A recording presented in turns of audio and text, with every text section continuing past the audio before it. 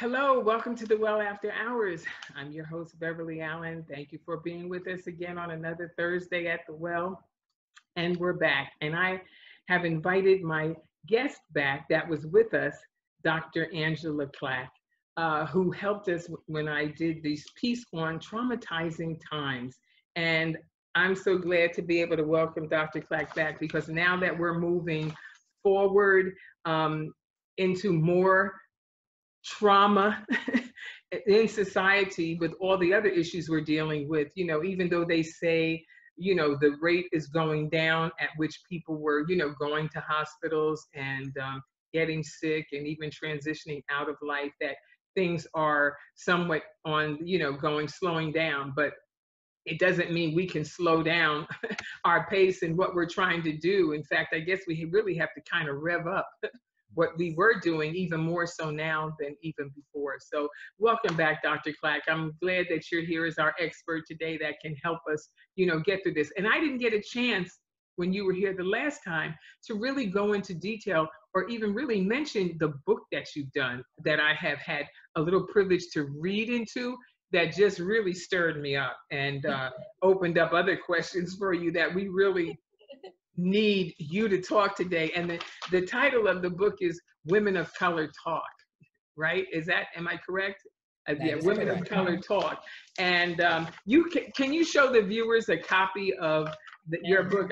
Yes, beautiful. I love the color. It's just so beautiful, eye-catching. It really says a lot, volumes. And can you tell me, when we talk about women of color, can you express who that encompasses, the group or the segment of women that you're speaking about? Yeah.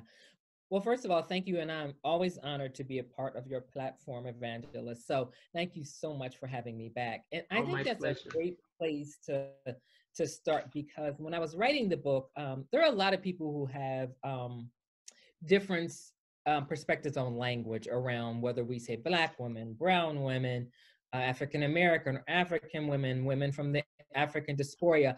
So there's so many different ways. And so for me, when I say women of color, and I had to spell it out in the preface of my book, I'm referring to Black, African American, and brown, Hispanic, and Black women. That is the crux of the book. I wish that I had more time in my book to do research on women of Caribbean descent and other ethnicities of decolonized folks. But I knew the breadth of it would take away from my experience. It was just beyond the work that I do, because I see Black and brown women, American born, some Caribbean born, but to do justice to reaching women of color more globally, it would be beyond what I could have done authentically. Wow.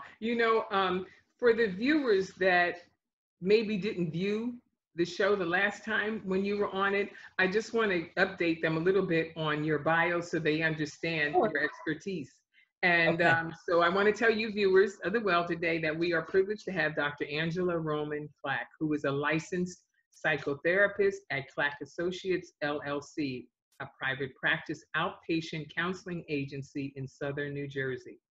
She has been working in the mental health field for more than 25 years, and Dr. Clack earned her doctorate in 2002 with a degree in clinical psychology from Argosy University in Washington, D.C.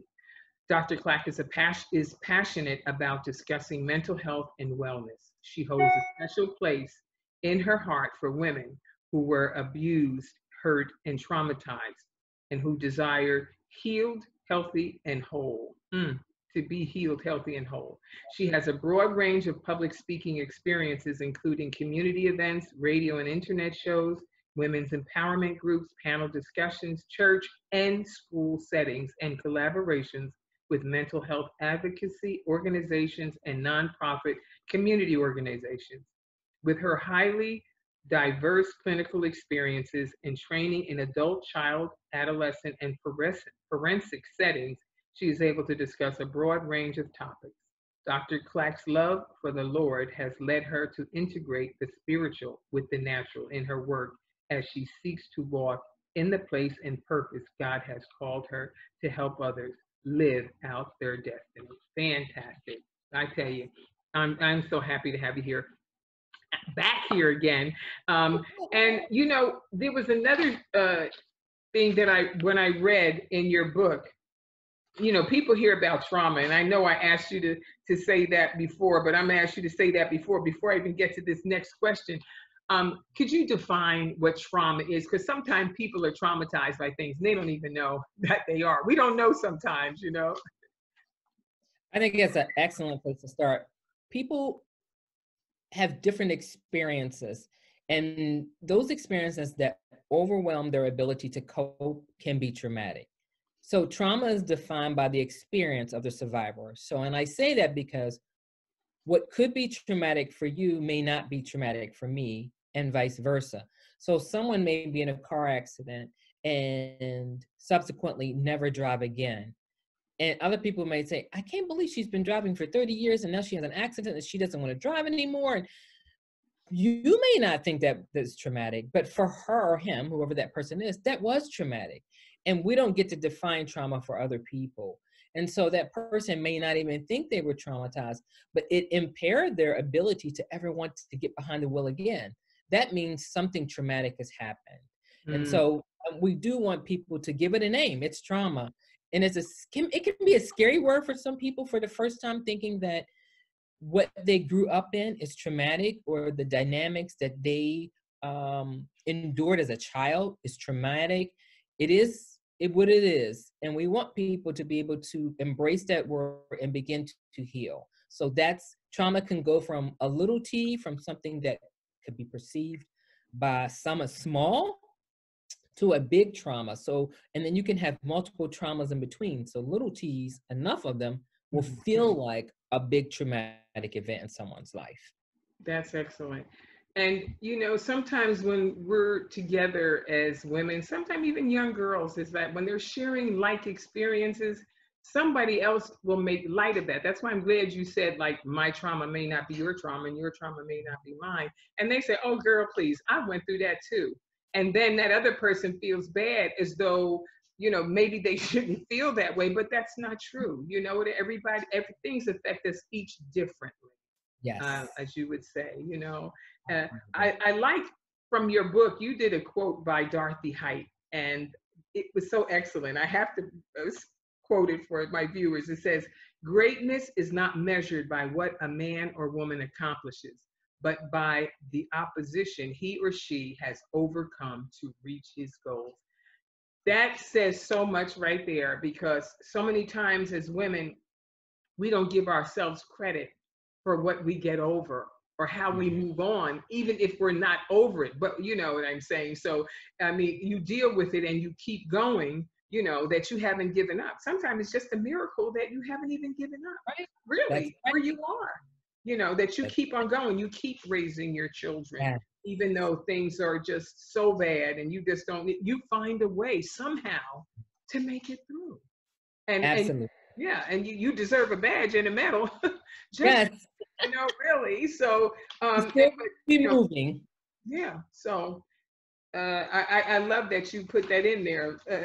So I mean, you know, every woman has her own story, but I mean, what we're dealing with now, as we move forward, you can name all of the things that maybe we will be dealing with, and maybe how, as small or as simple as it might seem, things that we can do that can help us to get through mentally and emotionally, even as women of faith, you know, because just because we have faith doesn't mean that God doesn't work through natural solutions to help us. He doesn't always have to perform the supernatural when he has given us natural means to kind of help us. And I think that mental health through counseling is one of those natural means that's from someone who understands us totally, you know, mind, body, soul, and spirit. So I'll let you take it away and discuss that in itself. Yeah, I think for me that when I decided to write the book, the reason why I wrote the book, it wasn't because I set out to be an author, because certainly in graduate school, I thought that I would just be a clinician and do my therapy and do my thing. And I was doing some shifting in my practice, and I had met with a coach. I was working with a coach around, I want to do some new things with my practice. I need to do some business and strategy and things like that. And she asked me a question, and she said, and I'm going to paraphrase our conversation. And she goes, well, what is it that you feel is bogging you down to the point you cannot focus on business building while also doing your work? And I said, I don't want to stop doing the clinical piece to take on the business end, but I'm a business owner, so I have to be able to do both. And they don't teach you how to be a business owner in graduate school.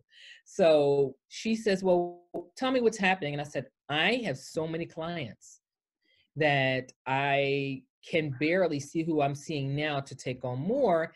And I said, I have this passion to work with Black women.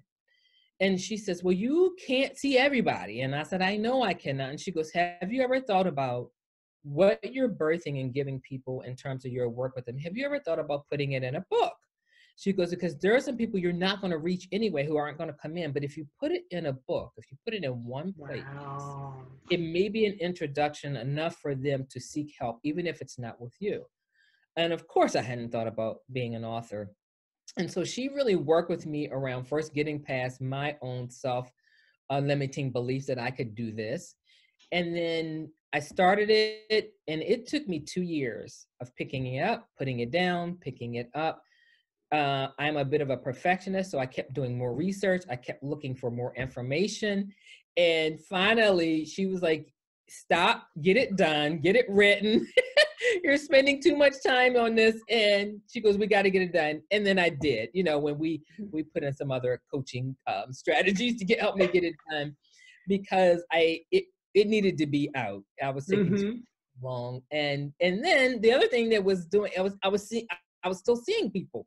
So she goes, okay, you got to figure out something here. You can't keep doing all this work and get your book done. So we figured out some ways for me to do a little bit of a hiatus to get the work done. But it meant so much to me that I wanted to put my whole heart into it. And so I wrote it. I had an editor. I had another editor. I had to rewrite this thing twice.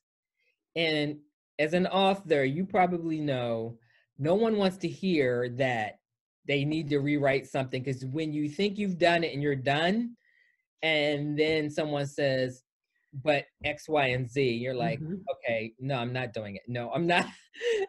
But after I reread the whole thing myself twice, I understood and I was obedient. I had to figure out how to tailor it to the women who would read it and not to clinicians only. Coming from the world of being a researcher and clinician, it was a lot of clinical at first, and they're like, good stuff, but they ain't reading that. Okay. So I went back and I thought about all the women that I've worked with, my colleagues, myself, inserted that into the book. And so the book is about the narratives. That means the stories that women have shared with my clinical information. So it is a sort of like a beautiful blending. I got my world in there, and then I got the world of the researcher and the clinician and the practitioner. So it meant that much to me to get this book in a place into the hands of Black and brown women who traditionally have been told that psychotherapy is not for us. You would be seen as weak. You're seen as crazy. It's for privileged white women. You know, we don't tell our family secrets. You suffer in silence. And one of the chapters that I knew that I had to include is exactly what you were saying, is about the message that the church is giving. And so many of the women that I worked with, the message that they were receiving was that you should just pray about it. You don't need to go outside that, go speak to your pastor. You don't need to see someone. You don't need medication. It was a lot of discouragement around mental health work. I know that now in the last 10 years, we're getting better with the faith community blending and accepting mental health, but it's still not there. I still have plenty of women who are discouraged by people who say, if you do that, that means your faith is weak. You're not working your faith. Like there are still messages that are from the church and the faith community that is discouraging women, particularly women of color, because Black women, the church has been the place where we have gone to as a Black family since before civil rights and slavery. That's where we got our support. That's where we got our sustenance. That's where we got our nurturance, was from the word of God and being in fellowship with one another. But the Black church, as it began to get more organized, was starting to push out people who did not belong, and that would have been the mental health folks. So we don't tell our business, just pray about it. Now, I will say for me also, I have evolved in terms of how I've looked at it, because I do believe that there are some people who need both. They need deliverance and they need mental health care. And then there's some who need one before the other, or they need it, so I know that there's a place for both. So it's not to discount church, it's to say and. So it's prayer and therapy, or maybe prayer, therapy, and medication, or it's deliverance and therapy. It's not or, it's and. But we want, more and more faith communities to be accepting that mental health is real. Depression is real. Trauma is real. And the other thing that I do want to speak to women is that people will call what they've been through church hurt. And it will stop them from seeking a church home because they may have been hurt in another church. And so we want them to say, it isn't necessarily the word church hurt, it's people hurt, but it happened in the context of the fellowship and the ministry. So we don't want you to say church hurt and think, well, now I can't go to any church because every church will be this way. But it's people hurt, and church has been the place where you were the victim. So I'm always keen to language and how people give power to language and words. Yeah, it's really something, because oftentimes, like, especially when it comes to the church, a doctor can do us badly, but we'll find another doctor.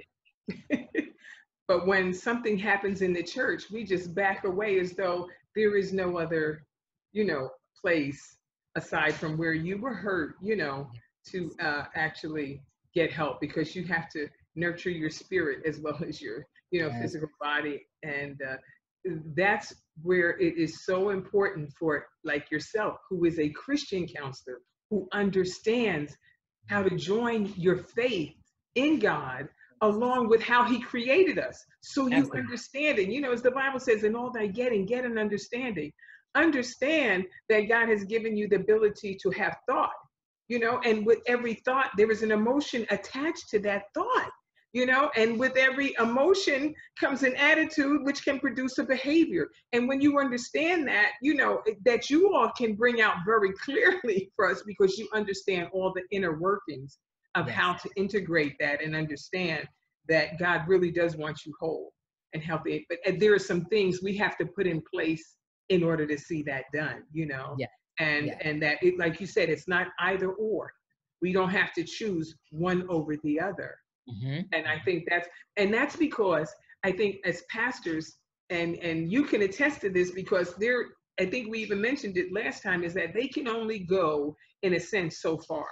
Because if they're not trained or skilled as you are, or licensed, they could take a bad situation and make it worse instead of better, because there are lines that they should not cross, but can work in unison with, as you say, a counselor to help, bring that person to wholeness or deliverance, and help that person understand what they're walking through, that they're not going crazy, that there are just there's normal processes in going through life and trauma that happen, Absolutely. So, Absolutely. Yes. I think that you offer so many different services, but it would be nice, as you say, now that you've written this fantastic book, that people can actually have something in their hands to read that would, like you say, it's like almost like a course.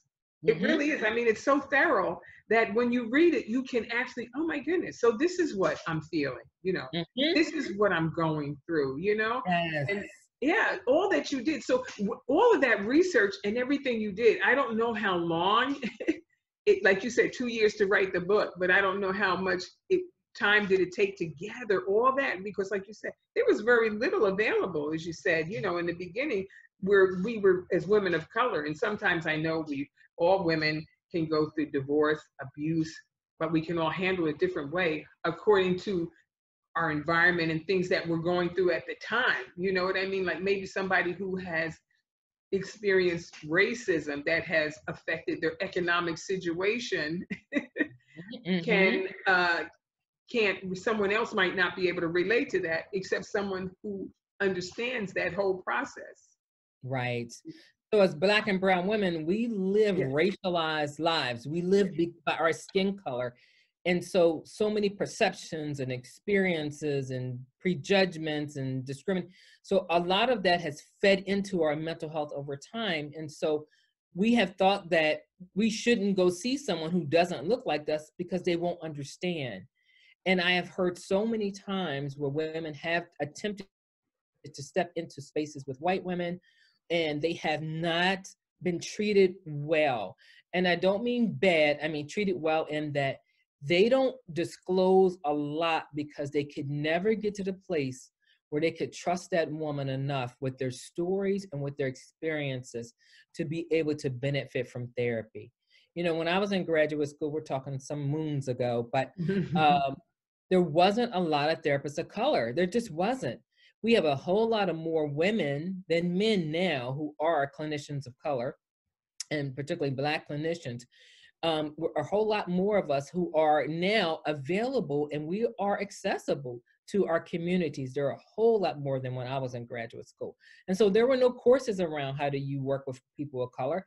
You took one course and it taught all minorities or all marginalized or ethnicity. There was one course. It definitely didn't talk about how to work with them. It just says these are the statistics. This is some of the dynamics that happen, but it never got into the meat of it, which you never get from books anyway. You really have to do this work to get what you need to do. You need to kind of get in there and be immersed in the culture.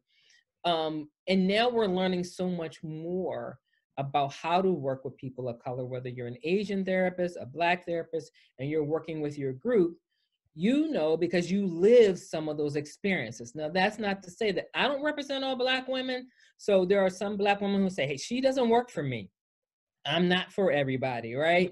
And there are some Black women who say, I would rather work with a white woman. No problem with that. That's fine. People definitely have to be comfortable with their choices.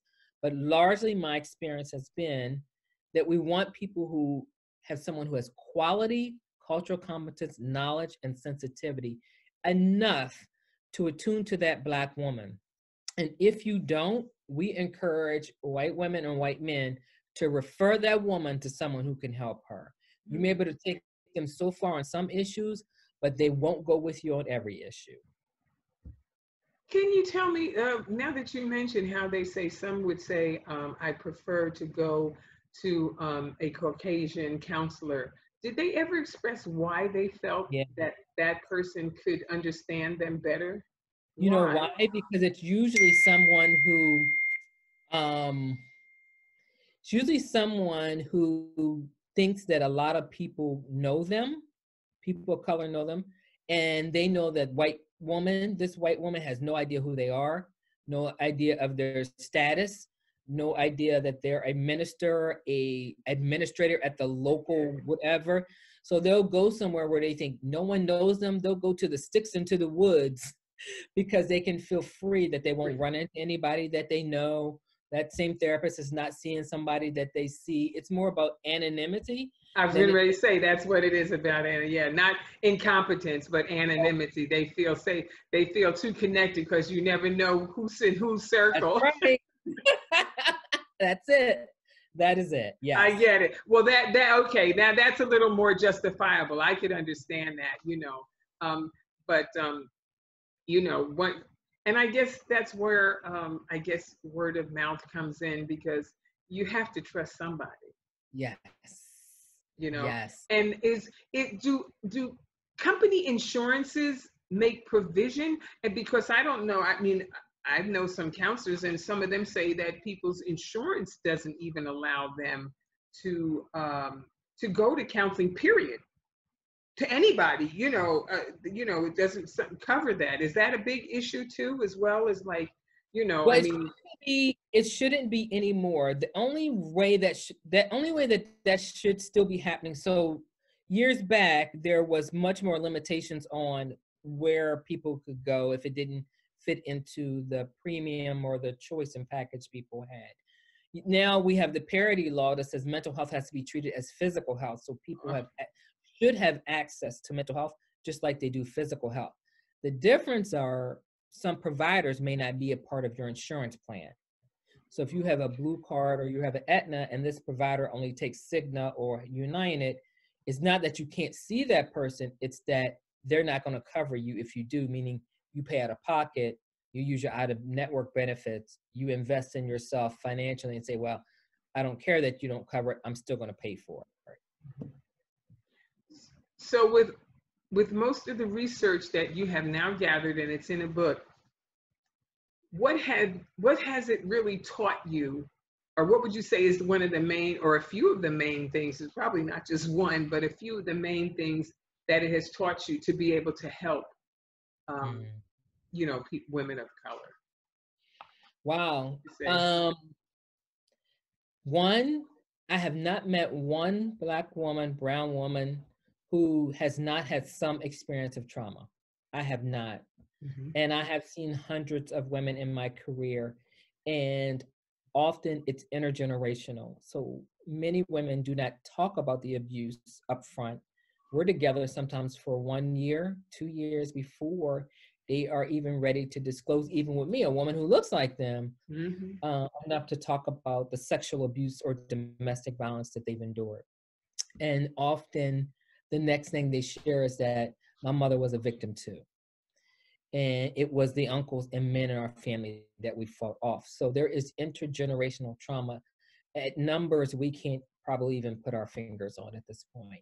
So that's one thing, that there is trauma there, but that the goal is to build a connection and a trusting relationship so the client can feel like, so she can feel like she can share with you and not feel like her business will be on the church news bulletin next week or with her girlfriend. They need a trusted, safe space to have these kind of conversations. So that's, and the other thing I found is that women need a voice.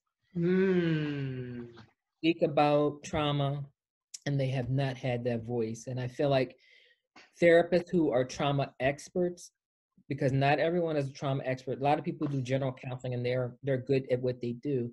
But if you're a trauma expert, you give voice to that trauma that they could not. And then it validates what they're feeling, how it changed and shifted who they see themselves, the narrative that they've lived by for 30 years, 40 years, sometimes 50 years. So for me, the most important lesson I've learned is how to give voice to their experience. Wow. In one of your chapters, it says, "My history is not my destiny." And it's about the courage to heal. Can you tell us a little bit about that? Yeah, picking up the phone to even make an appointment is courageous. I've met women who have said to me, you know, it took a lot for me to get here. I've called you. Do you remember me? And I'm like, I don't. Were you here? And they're like, no. I called to set an appointment. I just never came.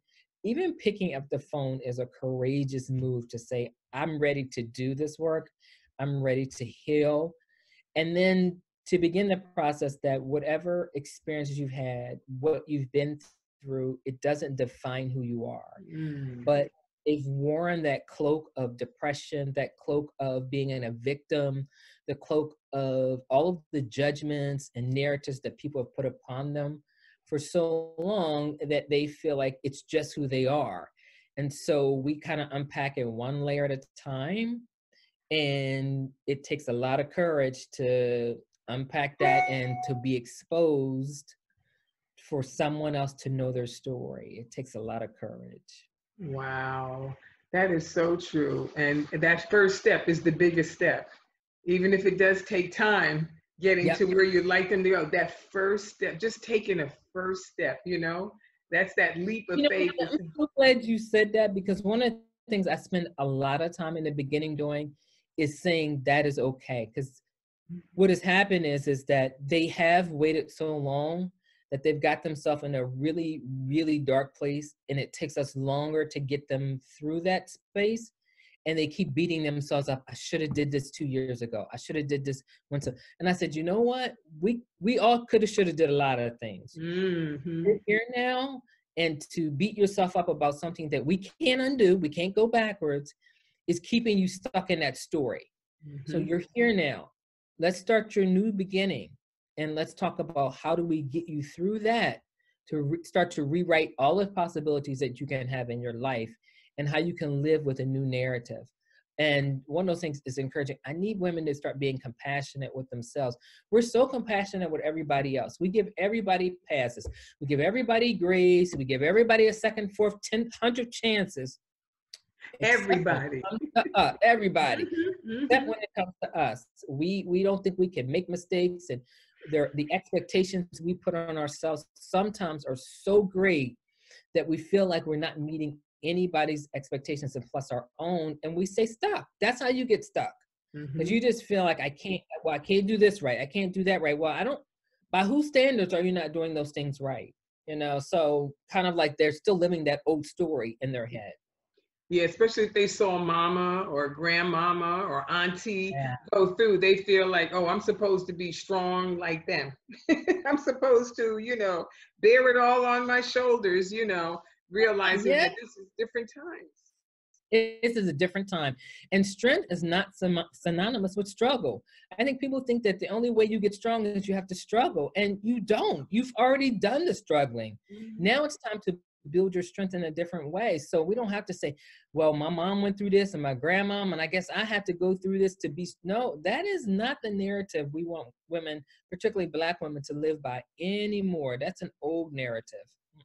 Wow. that says so much what you just brought out. Oh my goodness. It is unbelievable. But also too is that you mentioned kind of like towards the end of your book that there's a call to action. Yes. What do you mean by, what is the call to action that you would propose us to? I guess maybe a little bit of what you said, but yeah.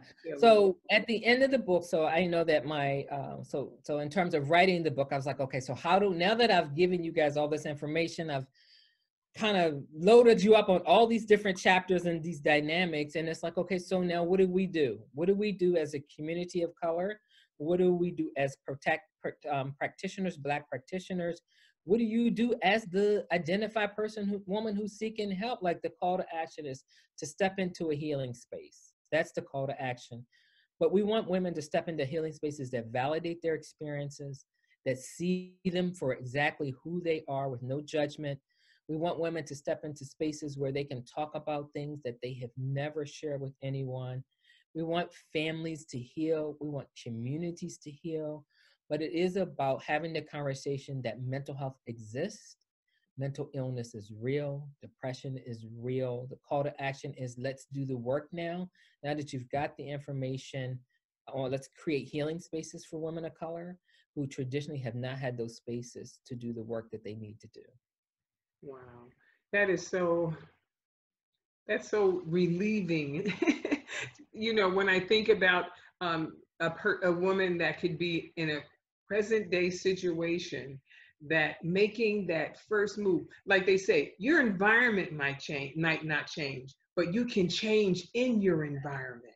You know, right. The situation may not go away right away, but you can deal with it better. When you're getting help, there's like that pressure off of you. Like, you know, I see a little light at the end of the tunnel. Things are going to get better now, you know, and like you said, they just have to know that, you know, and proclaim, because once you take a step, you're moving in the direction to make things better. Absolutely. For yourself. Absolutely. And like you said, just hope. Yeah. Instilling hope. Yes, yes. And like you said, the courage, just that little bit of courage and that faith. That's where because as a woman of faith, somebody else might diagnose and say, well, do this or do that. But you know what? It's taking that first step of faith to do something, you know, to realize that it is okay to do something, you know, and do it for yourself. Like you say, we help everybody else, do everything for everybody else. Do something for yourself, you know, because buying a new bag and getting new shoes and those other outward things are not going to do it. Temporarily, they'll make you smile for a second. Oh my gosh, that is so true. I can't tell you how many people think that retail therapy you know, the brands that we have, that is not, it doesn't, it is momentary, and it does not heal. It makes you feel good, but it doesn't heal. And the other thing that you mentioned is, Black women are so apologetic all the time about being who they are. And in every space we go in, we're so apologetic. And one of the things that in therapy, women may start to cry and they will restrain it. They will hold back until they can't, until subsequent sessions, finally they feel comfortable crying and they're apologetic. I'm sorry. Like, this is not the place. No, this is not the place for you to be apologetic about crying. Tears are purifying. Tears are cleansing. Tears have stories. Don't apologize here. I want you to. But it takes a lot for a woman to feel okay, because I guarantee you, between the time they wipe them tears and they walk out this door, they done fixed everything back. We got everything all back. All back together, you know. And that's why I love working with Black women. Like, I've had a couple women, you know, we fixed up that outside. Recently I had one woman who said, listen, it's going to be a hard session, so let me take off these lashes. She took off her lashes and put them. She took them. She said these were good. She said these are good ones. She took them off and she put them down. Now, we laughed about that, but I knew she couldn't do that with no white woman. That'd be like shifting your wig. They would have freaked out. Like, what are you doing? Exposing your whole, everything. No. But it was to the point where she found her space, and when it's time for her to go, she got in that bathroom, fixed herself up, and she went right back into the world, because the world expects something very different of her. And so that's the call to action. Create that environment where we work, where they can just let their hair down, literally, and be who they need to be, to unmask all of that stuff that they're sitting on, all of that stuff. Isn't that something? That is so awesome. And I tell you, this book is going to service so many people. As you said, it's going to reach people you can't reach. And you really do need something, because the fact that you say you have so many, you know, had too many clients, you couldn't possibly take on any more. It's good to know that, because some people will just keep taking on people, and that's when the service doesn't get, the quality is lost in the numbers, because you don't have the time, and you can only take so much in as an individual when you're really doing real service, you know. That's right. And so this is just so awesome. I'm just so glad that you shared all this with us. And I want to tell also our viewers some of the services that you offer, which is individual therapy, family therapy, adolescent therapy, EAP counseling, clinical supervision and consultation, psychological evaluation, grief counseling, and Christian counseling. So you have an array of things that, you know, you are so qualified to do. And one thing I do want to ask you before we even conclude this, are there a few like yourself now that maybe help other ethnicities understand this population, that speak to them, that help teach them and train them? Yes. Awesome question. So last year I went to a conference in Kansas City. Yeah, we were Kansas City. And it was the American Art Therapy Association. And they brought me on to talk just about this. So part of their opening statement was around racial barriers and racial equity. And then they broke off into other things. And they were talking about racial trauma, because last year was, I think the 200 or 400 anniversary of slavery. Gosh, I can't remember. Wow. But so they wanted it to coincide with that. And so I was brought on as the keynote to talk about the book and to talk about how, as non-minority clinicians, you join with working with people of color. But specifically, I spoke about women. And the room was full of about, I want to say 400, 500 people. I could count on my hands the folks of color that were in that room. When I was done, the books I brought with me were sold out. People came up to me and said, thank you. I didn't know. I have so much more to learn. so there are people that are hungry for this information because they don't want to harm clients. They want to do better. They want to know better. And yeah, there's going to be some who cannot do this work with people of color. They just don't have the skill set to do it. And good. Then you make friends with clinicians of color and you refer. That's how you do that. You just be very honest about where you are with your skill set or your interest and say, hey, just like me, I like working with women, but I work with men. But if I find there's a man that I think needs more, who needs a male colleague, I'm going to refer him. I don't, you know, I'm not going to force myself to do something when I know there's someone out there who could do it better. And so there are those of us out there. Now, there's some people who believe that white people cannot work with Black people. I don't necessarily believe that. I think sometimes it's about quality, it's about sensitivity, and it's about getting supervision. So if someone comes to me as a white colleague and says, I'm working with this woman of color and I'm not getting this, I will consult, absolutely. But if I think that you'll do more harm, I'm going to tell you that too. Like, I think you need to refer. I don't think you have the bandwidth to understand where this person is coming from. I think they can take some people of color so far and help certain things, and then maybe refer them to a person to get to deeper level things. So sometimes it's a judgment call sometimes with me when I'm saying, like, I think you should refer versus I think you can do this. Listen, this is what they came to you for. They're not looking for you to rewrite their generational kind of hurts. They're looking for a skill set around how to get along with coworkers. You can do that, you know, but if I think it's something more around race or prejudice, and I'm like, yeah, you need to check yourself first. Have you checked your biases at the door? Are you working on your own biases before you work with people of color? Because if you haven't, then you need to refer and go do your work first. Wow. Have you experienced to the point where some aren't accepting of that? Will they accept that? Or do they look at it as maybe they're incompetent and they don't want to make themselves, you know, or are they professional enough to say, you know what, maybe I can't, I'm going to refer them? I've seen both.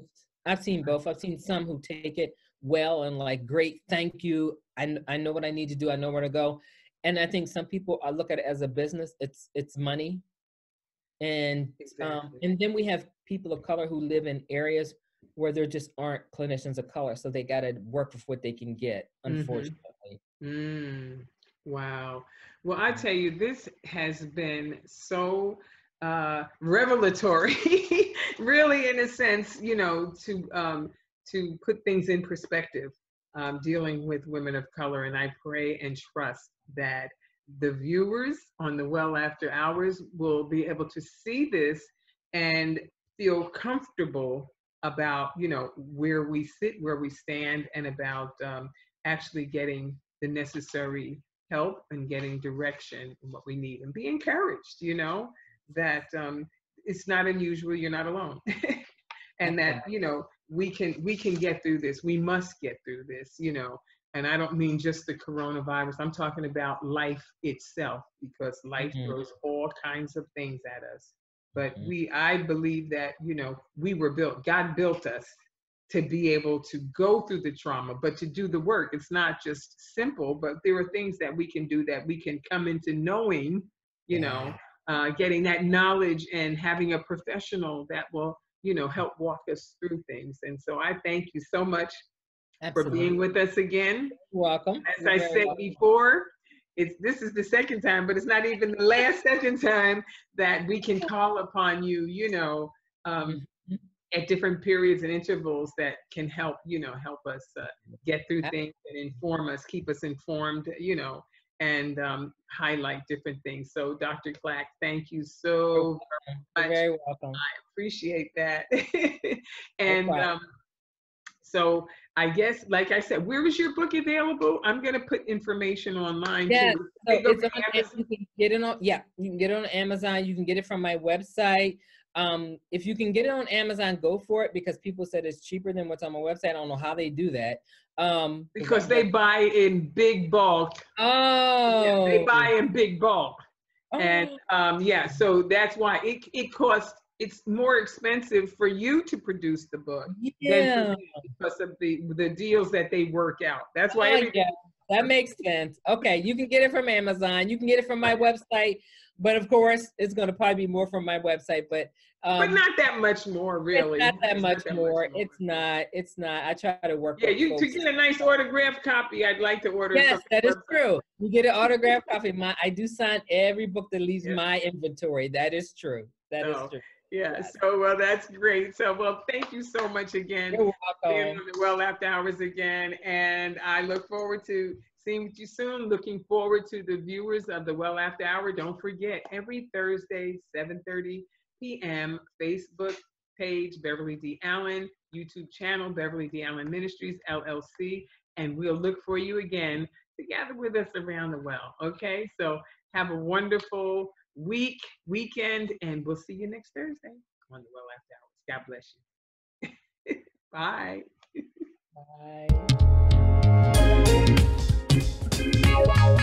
Bye.